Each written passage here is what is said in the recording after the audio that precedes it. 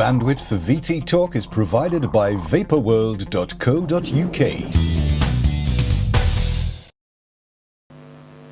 Good evening.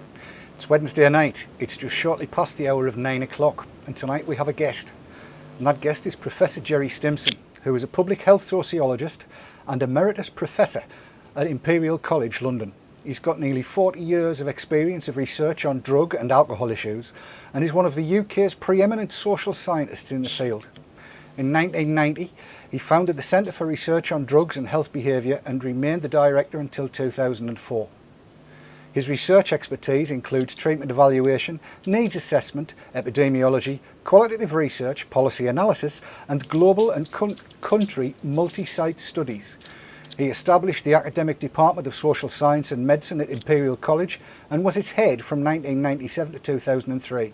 He's published widely on drug issues with over 200 publications in academic journals and books. He advises the UK government, the World Health Organization, UNAIDS and the United Nations Office on Drugs and Crime on issues related to drugs, on HIV infection and AIDS, and he's the editor-in-chief of the International Journal of Drug Policy. And tonight, we've got him with us here on VT Talk.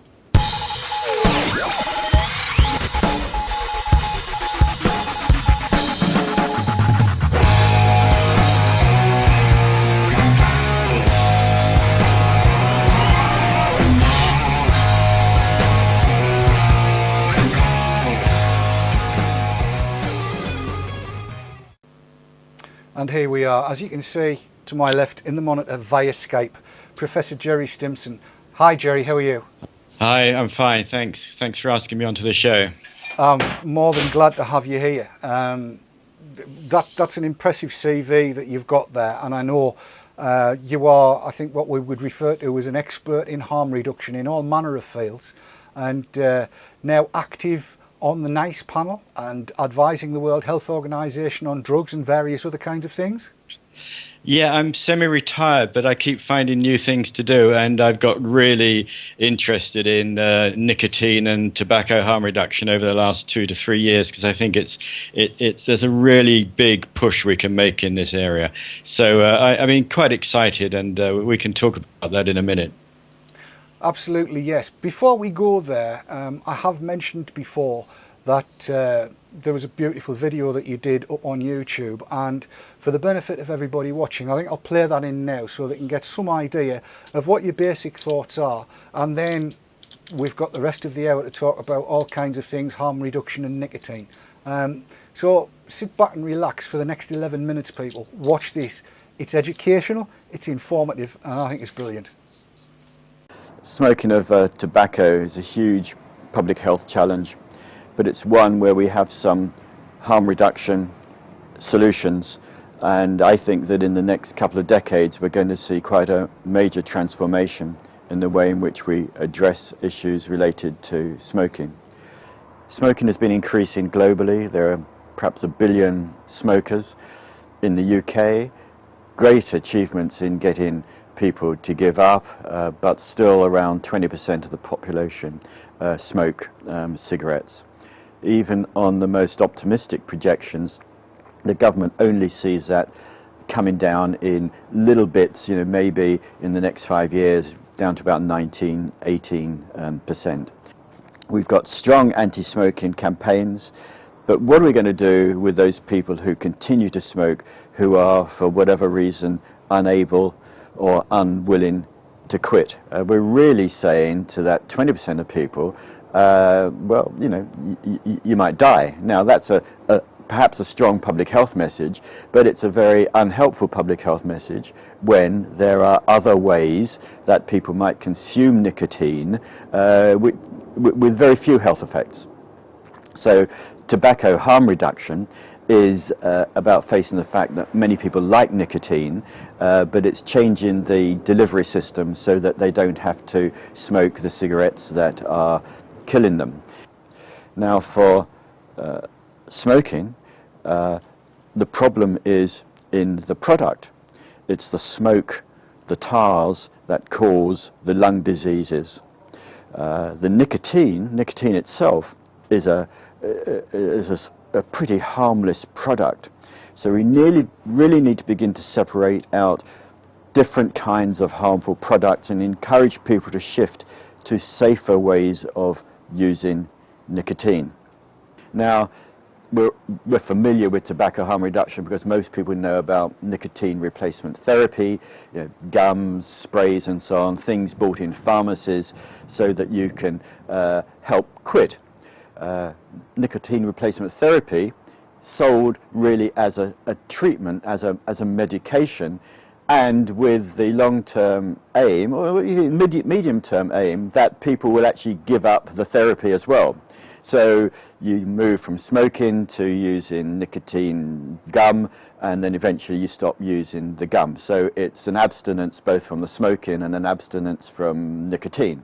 So we need to begin to think about not nicotine replacement therapies, but perhaps a broader category of nicotine-containing products, separating out the nicotine from the harmful ways of consuming it, i.e. by smoking it. Most people will have heard of e-cigarettes or seen e-cigarettes, electronic cigarettes, which have, this is a rather large one, many of them are cigarette lookalikes, but this has a battery in it and has a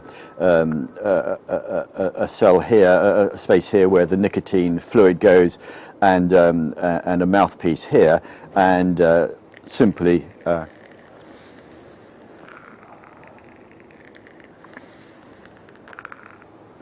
delivers pure nicotine and none of the hazardous substances. Now, there are some problems with e-cigarettes at the moment in terms of where they're made and what else might be in them. There's no, they're not regulated at all. Clearly, with any product like this, which might be used widely, we need to move forward on regulations in terms of product quality, avoiding contaminants in the propellants, and so on, some standards and maybe some safeguards about the containers in which the nicotine is provided, and so on and so forth. And the Medicines and Healthcare Regulatory Authority is currently looking at the regulation of e-cigarettes, and I think, my understanding, it's going to come up with some light touch regulation. If only because any form of nicotine other than cigarettes is so many times safer than cigarettes, and it's almost a no-brainer that it's hard to regulate these in a tougher way than you currently regulate cigarettes. So it'd be daft to put restrictions on the availability of things like this, even though that has happened in some countries. You can't purchase these in some countries. So we're shifting, I think, to seeing ways in which nicotine might be delivered in various ways. And we're seeing a proliferation of e-cigarette sales online, and there are now e-cigarette shops in some high streets. Some of the big tobacco companies are getting interested in alternative nicotine delivery systems, and I'll come back to that in a moment. Now, there's another very simple way of ingesting nicotine, and that's through a Swedish product called snus, where there is pasteurized tobacco in this little pouch, which is placed under the lip, and the nicotine dissolves in the saliva and is ingested. Very popular in Sweden. In fact, in Sweden it's much more popular. Around 20% of Swedish men use snus, and only about 10% of Swedish men smoke tobacco. Using snus in terms of health risks is probably at about the same level as giving up smoking cigarettes altogether.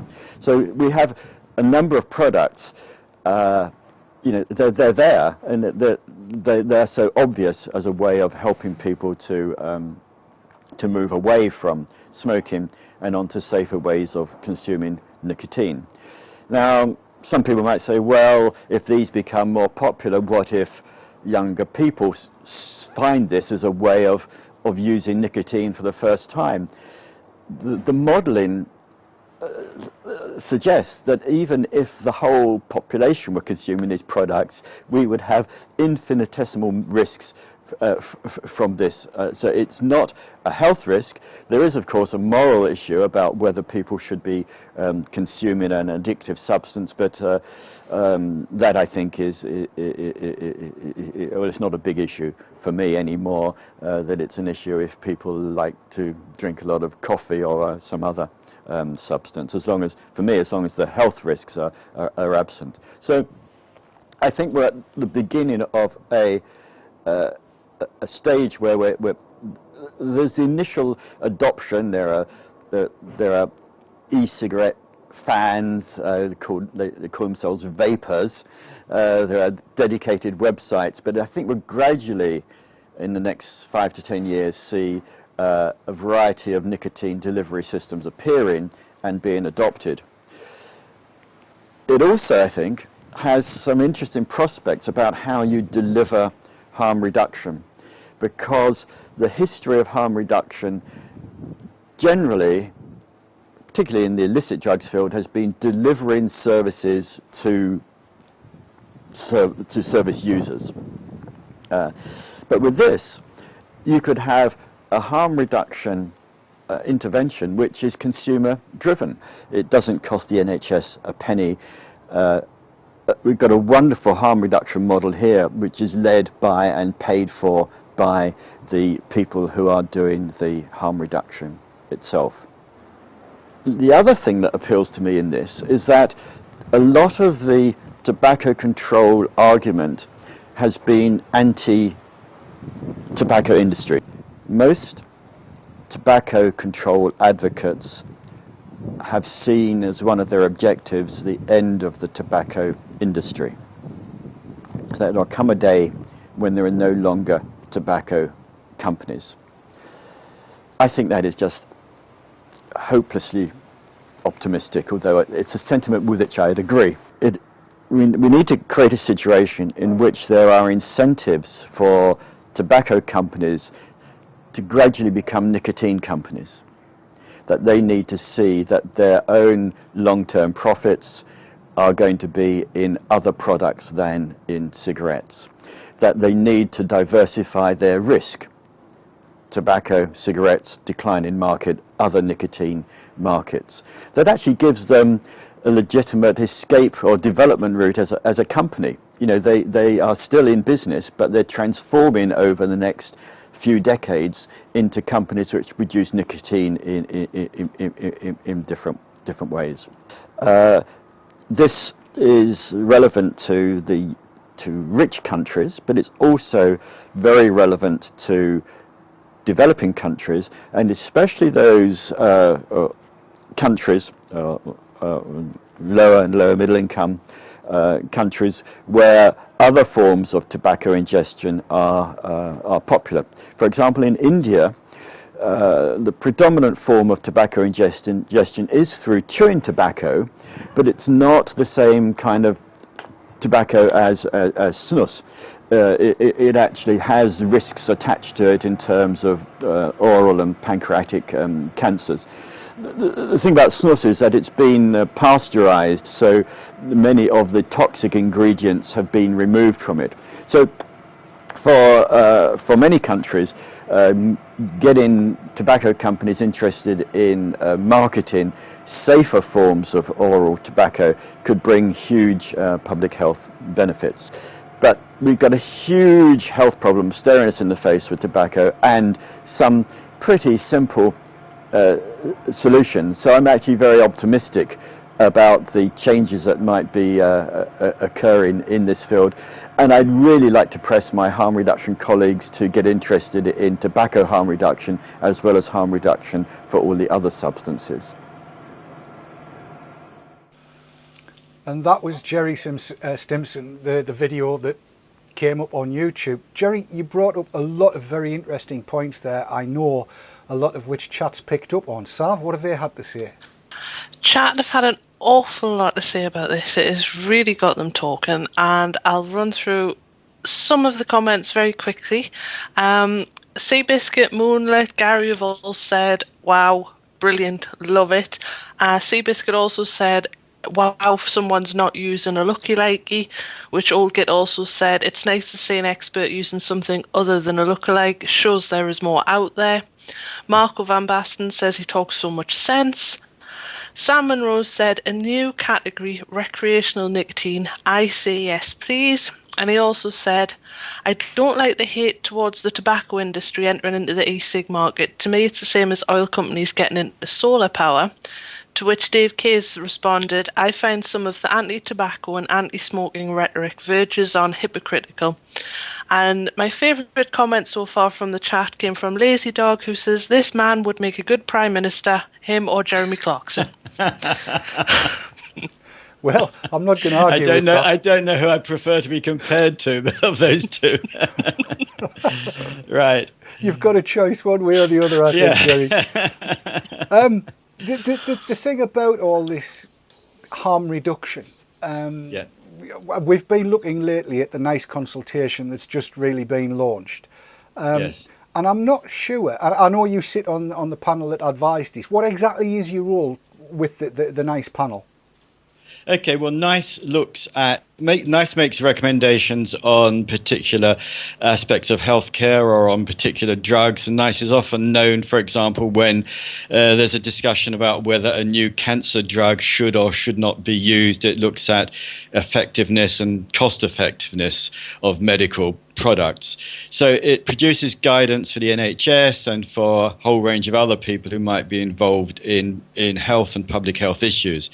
The NICE guidance on tobacco harm reduction, it came about because the Department of Health is very strongly supportive of tobacco harm reduction, but thought that there needed to be guidance for people working in the health service and more generally about what tobacco harm reduction is. So there's what's called a guidance group, and I was on the guidance group, and we're a bunch of people, sort of the great and the good and not so good, about 20, 25 people drawn from sort of academia, from people working in stop smoking services, people working in the NHS, a whole range of experts. And we met over about 6 or 7 times over the year. And in the background, there's a lot of research going on because NICE is meant to be evidence-based. So they will review all of the literature. So, for example, there's a statement in the guidance that nicotine doesn't have adverse health consequences if used in the short to medium term. Now, that simple statement is based on a review of hundreds of articles. Very simple little message, but has to be evidence-based. So others do the evidence reviews, and then as a committee, we look at the evidence and come to recommendations. So the stage we're at the moment is that the draft guidance came out on the 24th of October. There's now a consultation period through to mid-December. So anybody can make a comment on the guidance. And then the final product, the final guidance will be released around about March next year. So that's kind of what the process has been. Okay, I mean, that explains how the process works. And I've spent quite a lot of time reading through all of the documentation that came out with the consultation. One of the things that struck me about all of this is the context into which it's being put. And if I may, I'll stick that on screen so everybody can see. And it says that quitting smoking is the best way to improve the health of someone who smokes. And then it goes through the various different ways that you can quit smoking. And then hits harm reduction. Now, judging by what I've seen from you and conversations that we've had, the NICE idea about harm reduction just doesn't seem to fit with yours and mine, I don't think. It says, methods such as cutting down to quit may appeal to people who do not want to quit in one step. Smoking less is an option for those who are not currently interested in quitting smoking, although the health benefits are not clear. However, for some, this can be the start of a gradual change in behaviour that eventually leads them to quit smoking. These strategies are also relevant to people who need to be abstinent, for example, because they're confined in an environment where smoking is prohibited, such as a prison or secure mental health unit. And then I've highlighted this bit. In summary, offering a harm reduction option may ultimately increase the number of people who quit smoking and can help reduce the harm to smokers and those around them. Now, the thing that struck me there is it would seem that NICE views harm reduction as stepping down to quit, as getting people off nicotine altogether. Am I picking that up wrong, or is that the feeling? I think that is a misinterpretation, because it's clear in the NICE guidance that there's a recommendation that people can continue using nicotine-containing products, perhaps indefinitely. The language, the quitting smoking, when it refers to quitting in the guidance, it's all about quitting smoking, but not necessarily quitting nicotine. And I think there are two important things. One, it says it can be good as a harm reduction approach to smoking, actually to cut down, perhaps with the help of a nicotine-containing product, or go on to a nicotine-containing product, possibly indefinitely. Now, that there's an important message there, because most people know about nicotine products really through nicotine replacement therapy, which I think we're trying to move beyond, because that has a particular kind of connotation of treatment and medicine and all the rest of it. But I think if you read between the lines in NICE, they're going as far as they can to say that it's really okay to use nicotine for a very long time. I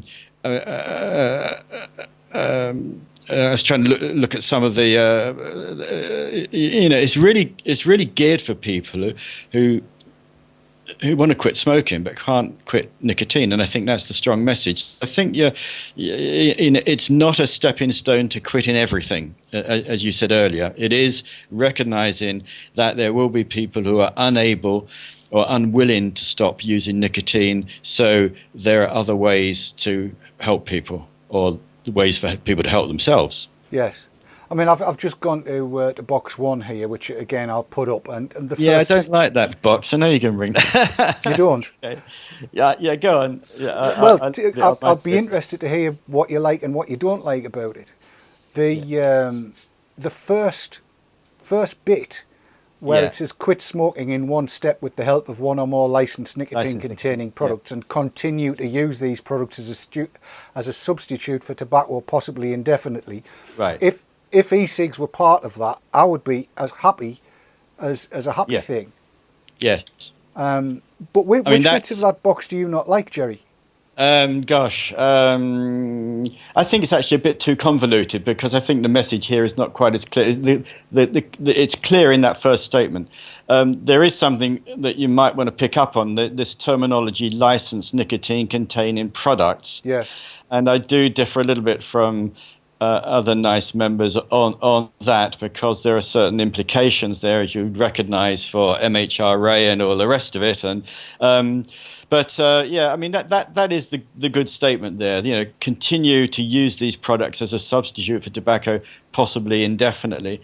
And elsewhere, it does. In fact, you just scroll up from that box. It says current evidence relates to NRT products, and that's because NICE has to use the evidence, and most of the evidence we have is on nicotine replacement therapy products or on snus, because we don't have good evidence on the long-term use of the newer nicotine delivery systems such as e-cigarettes. But that statement continues. However, the process by which a drug is absorbed, distributed, metabolized, and eliminated by the body suggests that other nicotine-containing products could be as effective if they deliver a similar amount of nicotine. This includes, for example, electronic cigarettes. I think that's important, because NICE couldn't really endorse electronic cigarettes because of their uncertain status at the moment, and because there's not a lot of evidence about their effectiveness. But that statement is going as far as saying that any way of using nicotine other than smoking it is going to be okay. Now, elsewhere, the NICE guidance starts using this term licensed nicotine products, and that is potentially a difficulty, as you you'll realise. But I think that's partly the constraints under which NICE has to work, because it can't give a clear, strong endorsement to electronic cigarettes at the moment, because they're still under consideration about whether they'll, what kind of products they'll be. But that's a pretty strong statement there. Other nicotine-containing products could be as effective if they deliver a similar amount of nicotine. Yes. I mean, it's good to have your viewpoint on this, because just looking at it basically as a layman that's not involved in the drafting of this kind of thing, you read through that and you keep on, or I keep on saying it anyway, kind of veiled attacks, if you like. Because in terms of evidence, while there's not the wealth of evidence that there is on NRT in terms of studies, some of which have been very, very cherry-picked, I think, but we'll leave that to one side for the minute. There are studies that have been done that give pointers to where we're going. And of course, the MHRA is going to be looking at those and reporting in May. What I think we'll do is take a short break, and when we come back from that break, we'll have perhaps a little look at the MHRA and World Health Organization, Europe and various other things, and carry this on. Yep. Okie doke. We'll be back in 2 minutes. Don't go anywhere. Recharge your glasses. Get ready. This is going to be very informative, I think. We'll be back in 2 minutes.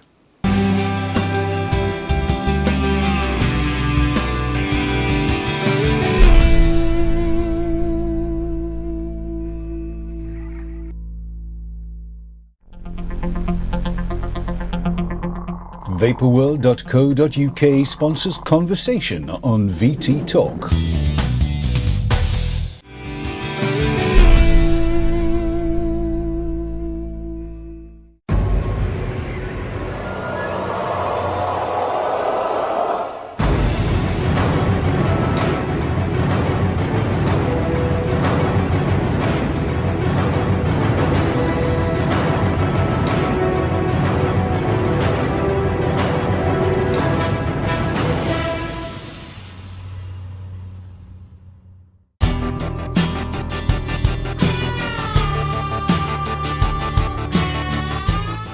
GG, because you want one.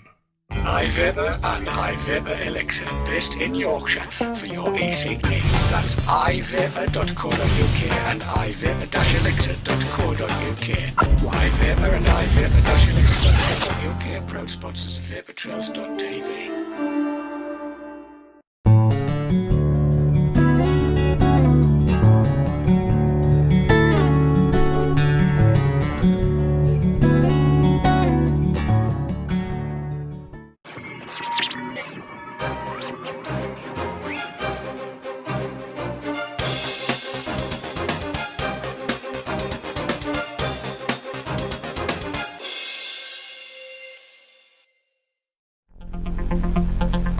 And now back to conversation on VT Talk, sponsored by vaporworld.co.uk. So here we are on VT Talk with myself, Dave Dawn, Sav in her usual position sorting out the questions, and Professor Gerry Stimson, Professor Emeritus at Imperial College London, who is, am I right in saying, a world-renowned expert on harm reduction, Gerry. I'm going to use that phrase because I think that's exactly what you are. Before we move into a wider area, we've got a load of comments that have been coming in from chat. Sav, can I throw it to you? You can, and I must apologise to chat that I won't be able to get to read them all out, so I'm just picking some of the ones that are covering everything. Sam Monroe has said, harm reduction is not about quitting, or it shouldn't be, it's about continuing an activity safely. Russell Orders said, the nice thing is sensible, nothing to do with quitting nicotine, it's quitting burning tobacco.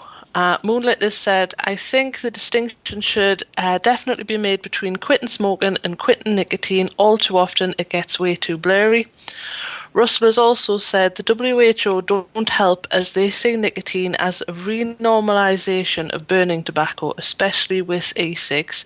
And Sam Monroe has just typed in, Professor Stimson should put forward a motion to get the 2009 FDA report removed and have the FDA issue an apology. It still gets referenced even now. Which indeed it does. In fact, the World Health Organization, in its infinite wisdom, has decided to reference that in the latest documentation that's come out of there. Now, in the CV that I read out at the beginning of the show, Gerry, we said that you were an advisor to the World Health Organization, but I think we need to point out that it's not in terms of e-cigs, is it? That's correct. Yes, I've advised them on drugs issues. I mean, my background is really on illicit drug use and health aspects of illicit drug use, and that's been my role at WHO in the past. Okay, but you must have some insight as to how they work in terms of when they bring up these discussion documents, because they've got a meeting happening next week, I believe, at which a given set of recommendations is going to be discussed and put forward as proper recommendations to the likes of the MHRA and FDA and other signatories to the Framework Convention on Tobacco Control. How often is it that those recommendations that committees come up with are actually just enacted and more or less passed sine die?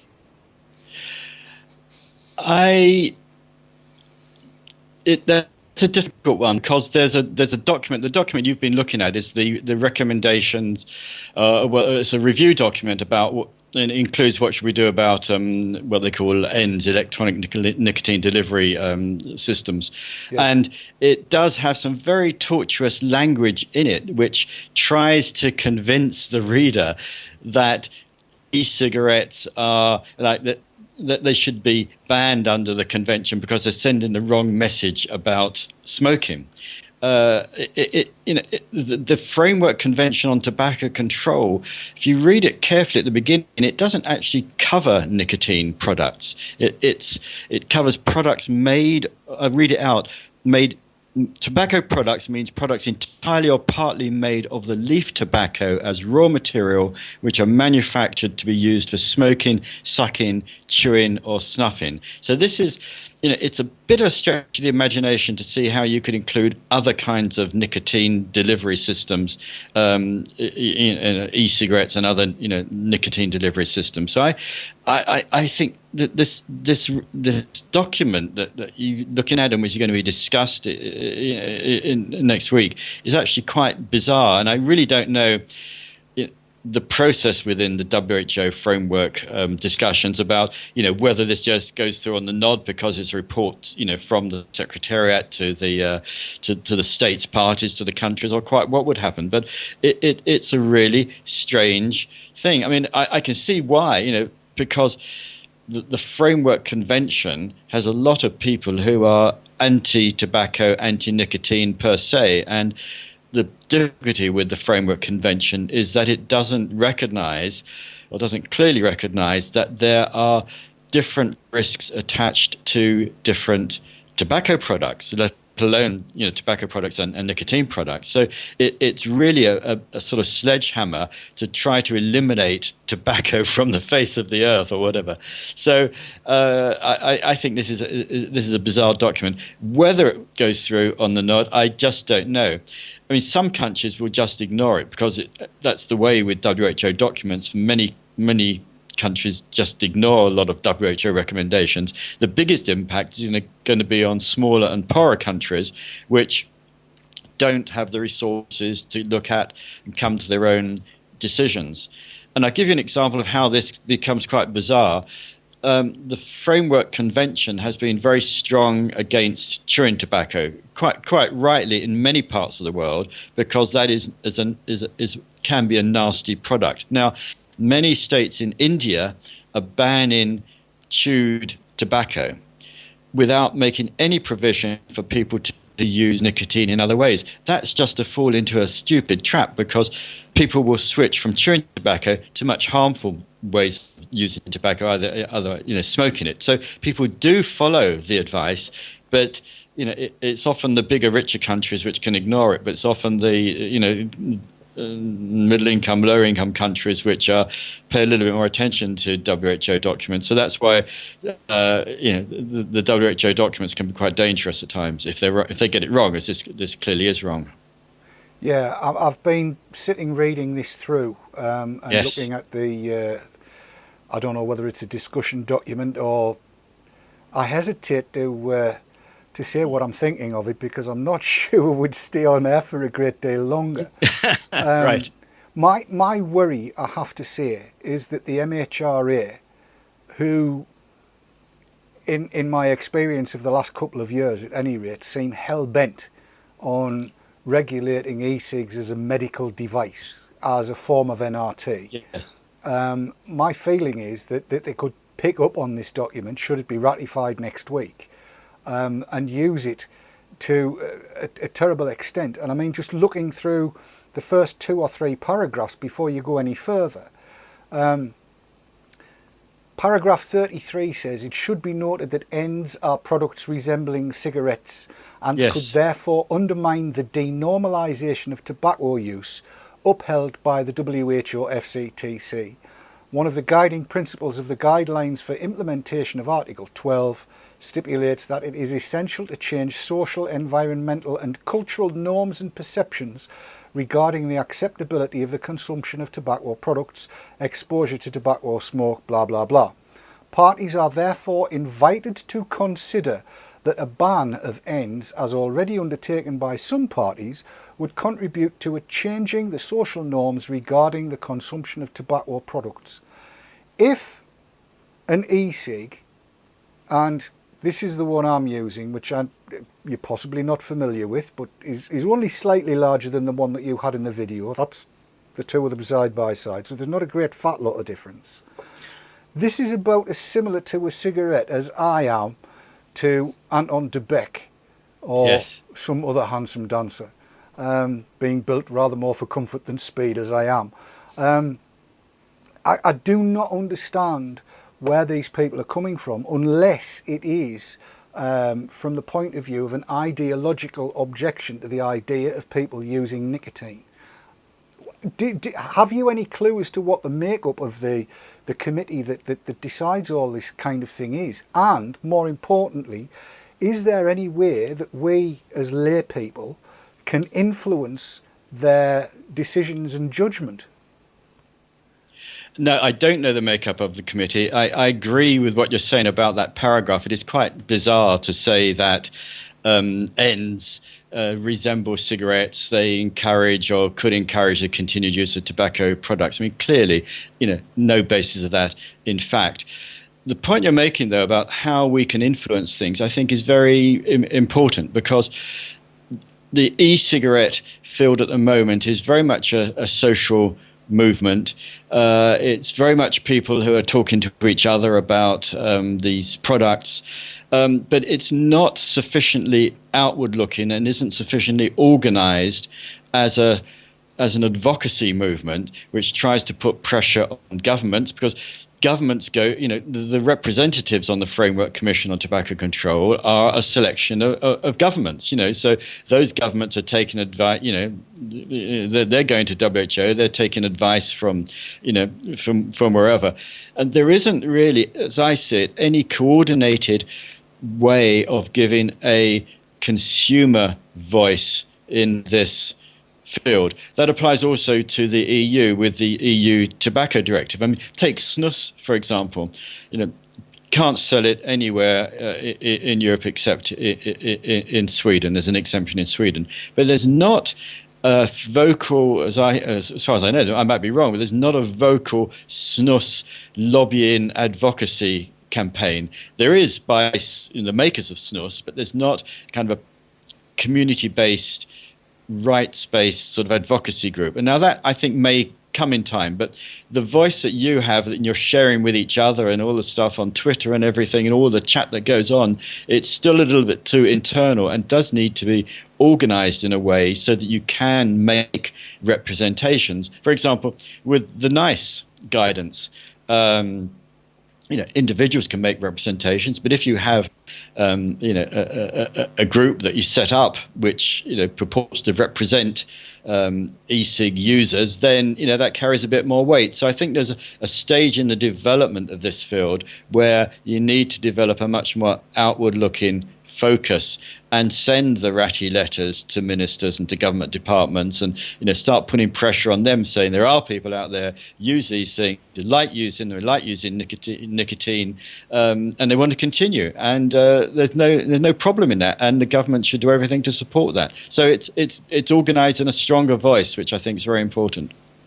Yeah, I'm just being reminded by chat, sorry, Sav, that there is an organisation called ECA, the Electronic Cigarette Consumer Association of the UK, which was formed 18 months ago or so. Yes. And they is that are the trade already, organisation? Is it a consumer or is it a trade organisation? There's a trade organisation too. That's right. e-cig. e-cig, yes. And it's being suggested that ECA and e-cig need to get together. Now, they are both stakeholders on the NICE consultation. But am I right in thinking that individuals, if they wanted to reply, would need to get stakeholder status before anything they wrote would be taken notice of? Yeah, but that's a fairly straightforward procedure, as I understand it. You just have to register as a stakeholder, and then you can make a comment. I haven't looked at the NICE website for a little while, but that's my understanding. They do get stakeholders signed up before this consultation process starts, but you can join in along the way. So you don't have to have been registered in the past. You can still register. And my understanding is that you can register as an individual or as an organisation, but you'd need to go onto the NICE website to check that. Okay, I'm going to suggest then that everybody that's watching this live and is watching after the fact goes to the NICE website and gets registered as a stakeholder. Yeah. That way you can have your say. There's also an Avaz petition. I don't know if you know Avaz. They run petitions on different social and health issues. It's AVAZ. And currently there is a petition on e-cigarettes and the European Union. So people might want to look that up and sign up to that. Yes, I think that's a damn good idea. We've mentioned that a couple of times over the last few weeks, and it does need to be taken up. I see somebody's asking for a linky to the NICE website. It's nice.org. That easy. Very easy to remember. nice.org. That will get there, and they will be placed in the forum after the show. And I'm just trying to keep an eye on the time here. We do have to take another break, and we'll carry on the conversation when we come back. I don't know about anybody else, but I'm finding this incredibly informative and interesting. And I mean, I'm not going to forget to, but just in case I do want to say thanks for coming along, Gerry. This has been amazing stuff. We'll take a break. We'll be back in 2 minutes. Don't go anywhere. You don't want to miss any of this.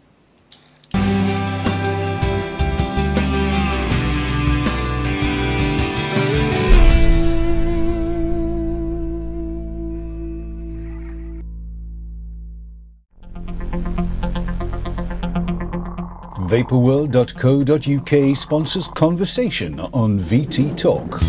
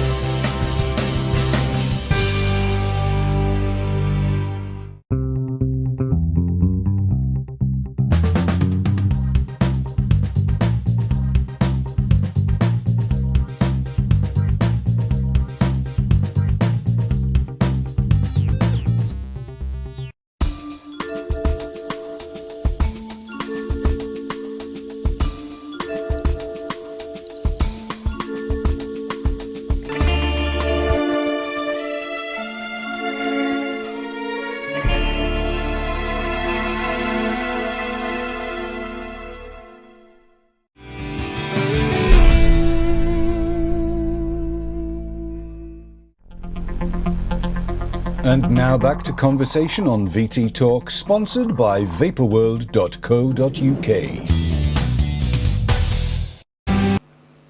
And we're back in the room. This is VT Talk with me, Dave Dawn. Sav, as usual, asking the questions. And tonight's guest, the most valuable guest, is Professor Gerry Stimson from the Imperial College. As I said earlier on, a world-renowned expert on harm reduction.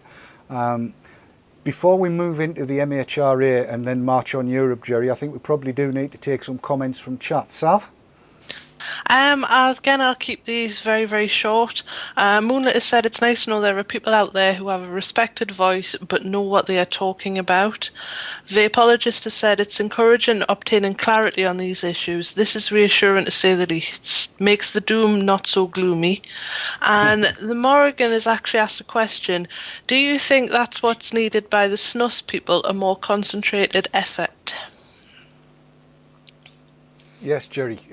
SNUS, we need more individual and public advocacy to Europe and everywhere else to get it ratified into the UK and into Europe.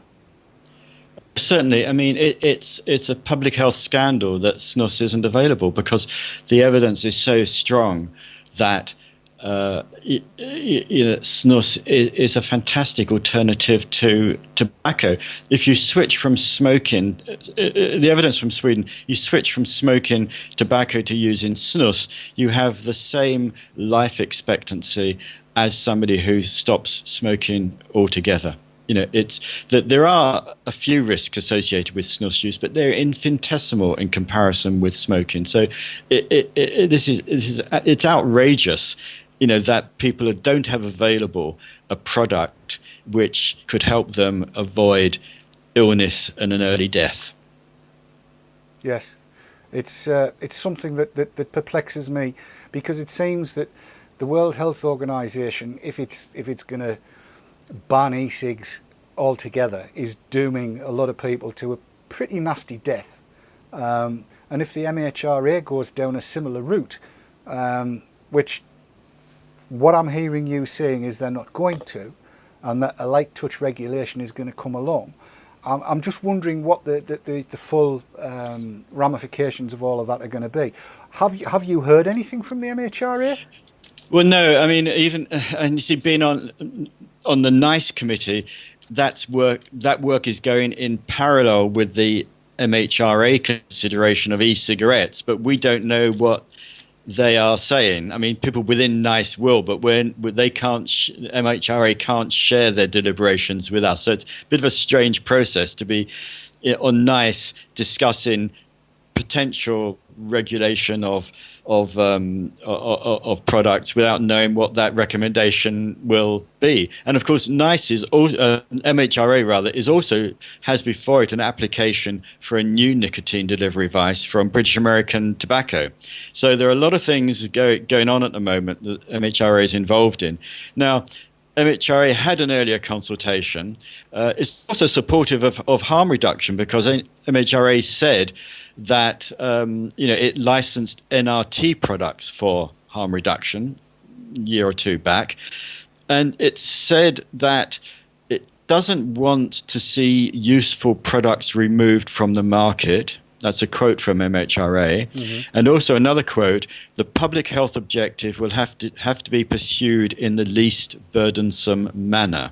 So there's an indication there that if e-cigarettes become a licensed product, it will be a light touch licensing. Now, even so, that might be quite onerous, because my understanding is that if, even with a light touch, every device, every product might have to need a separate license. I'm not too clear on that, and it's worth somebody looking at that. So that could become a bit of an obstacle, not an insuperable obstacle. I've had I talked earlier about my work in the drugs field. I've got friends who wanted to manufacture and distribute sterile water for injection, their own product, and they had to get an MHRA license, but it wasn't too difficult. But it would stand in the way a bit. On the other hand, I do see the argument that you need to have you do need to have product quality control. That you do need to know that what's in the nicotine capsule is safe. We know it's tons safer than smoking, but even so, we do have to have some product quality control. And if you think about if the worst case scenario would be that if we had a bad batch of a nicotine product from China that was contaminated and people died, that would set everything back. So I'm sympathetic to the need to set up a system to make sure that you know what you're getting, and strength, quality, and all the rest of it. And I don't at the moment see how that might be done except through MHRA. But I welcome other people's views on that, because we have other kind of healthcare products which aren't licensed, so there might be a different route for this. So it's I kind of undecided here, but I can see the necessity for knowing that the product is as safe as it can be. Well, I've had an inkling from, I'm not going to use the word mull, but let's just say that somebody that works at the MHRA was a little unguarded in a conversation that they were having with a friend of mine, and let it slip that they fully expect that the licensed product, and I use the term advisedly, would consist of pre-filled cartomizers, and that the likes of the e-juice that we currently buy would no longer be available. How would that sit with your view on all of this? Oh, good. I don't have an easy answer to that, because I think you need to. The field is still developing, and it's too soon to standardize. You need to have a variety of products, and different products are going to suit different people. So the danger is that if you say that only like a pre-filled would be allowable, you're actually shifting the market pretty quickly to large-scale manufacturers, and you're actually aiding the tobacco industry, which many people in this field hate. So you're going to have a big market shift, because it'll be the bigger players who survive. So I wouldn't be, that's the first I've heard of that, but my gut reaction is that is not a good idea, because you need to have a variety of products available to suit various different needs and purposes. So having one standard type product would not be a good move. I would agree with you totally on that one. I think someone's just typed into chat, in fact it was the Morrigan, 1972, vaping only works as well as it does because we can customize it. And in terms of my own usage, I mean, you've just got to look at what's sitting on the desk here, and trust me, this isn't even half of it. But I use a variety of different strengths of e-liquid. I'm using 45 milligram, I find, more and more, particularly during shows like this, where I've got to put the damn thing down. Otherwise, I like to have it more or less as what the Americans would call a pacifier, and what we in the UK would call a dummy. I'm constantly sitting sucking on it. Do you think there's a way that if the MHRA was to come out with this, or is there any way that we can influence what they are currently doing other than writing to them? Is there anything that would be of use? Would it be possible, for instance, if NICE came out with guidelines that said, look, we need GCMS testing per batch on e-liquid that comes out, and if that happens, we're happy to recommend it, would that hold any sway with them? Well, I don't think NICE is going to go much further. I mean, you're quite welcome to write into NICE with suggestions like that. I doubt if they're going to move that far into the kind of regulatory side of things, because that's not really their role. It really is MHRA who has to be the target for this. And I don't know what happens when MHRA comes up with a recommendation, what the consultation process is after that. I'm sure it's not a fait accompli. So I think at that stage, next March, is the time to comment. It may be it may be possible to write to MHRA at this stage, but I'm not. You have to understand, I'm not sufficiently au fait with how that process works, so I can't make a strong suggestion about what's best to do. Okay. I know you've also got some experience with Europe, so how does the directive that appears to have been shelved post Mr. Daly's resignation, how does that sit at the moment? Have you any clue on that? Well, the whole situation is quite bizarre, isn't it? I mean, there's a sort of spiral of paranoia of nobody quite knows what's gone on, who's behind it. People find it possible to blame the tobacco industry for it, and other people say, well, the tobacco industry has been pretty straightforward on this one. But from what we know, the quotes that have come out about the directive, there are bits of the directive which are not good public health. I mean, the quote that I keep seeing is the directive had a suggestion for a snus-type ban on e-cigarettes, whatever a snus-type ban would mean. I'm not sure whether that means there could be exemptions by states or whether it or what. I don't know, but any directive which makes it hard or harder to get the safer products is daft. I mean, at the moment we have a situation where the most harmful product, the cigarette, is the easiest to get, and you have people working on new directives that are making it harder to get the stuff that's safer. So it's clearly nonsense. I would again agree. Absolutely, 100%. And from the UK, I don't know what the Department of Health position is, because they are involved in the directive. And of course, the Department of Health has made very strong supportive noises about nicotine products. The tobacco plan in 2011 said it wants to develop approaches to encourage tobacco users who cannot quit to switch to safer sources of nicotine. Excuse me. And also, it says it wants to encourage manufacturers to develop new types of nicotine products. So I would hope that the Department of Health would be against any attempt within Europe to come down tougher on safer nicotine products. It does sound to me as though the right hand doesn't know what the left hand's doing in an awful lot of this, and they appear to be incapable of following even the easiest of logic. And that is, you know, as you've said, and as is self-evident in my view, an electronic cigarette has got to be orders of magnitude safer than the real thing. If it's the burning that's going to kill you, get rid of the burning and you've got rid of the death. Exactly. As far as I can see, an e-cigarette, I've always summed it up the same way. It's all the joys of smoking, but none of the death. And that strikes me as being possibly the best way to look at it.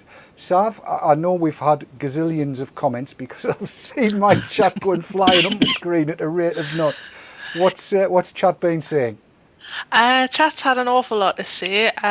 Russell Orders said, regarding the regulation, I am sympathetic to all that as well, but the major vendors are providing the GCMS testing stuff already.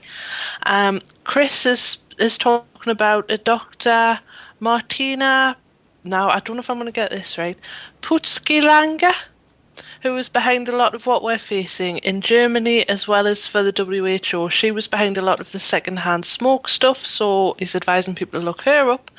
Karen Carey says this could just create a black market, which Moonlit has said a potential black market for nicotine liquid concerns me. And Vaporman says black market juice could very easily become a killer.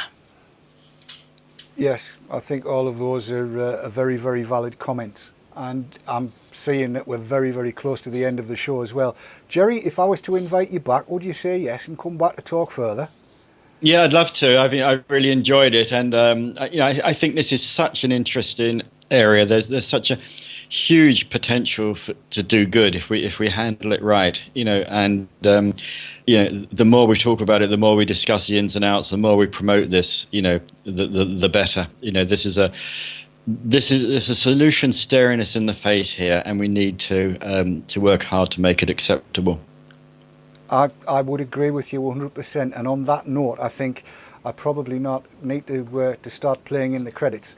There have been calls in chat for you to come back. I will invite you back as soon as you feel you want to come. It might be a good idea if we see what the World Health Organization comes out with next week. But can I say a massive big thank you to you, Gerry, for coming and talking with us tonight. Let's hope this is the start of great things for e-cigs, and I think it probably will be. Tell all your friends if you've been watching. Thanks to Gerry, thanks to Sav and Kat. I've been Dave. See you next time.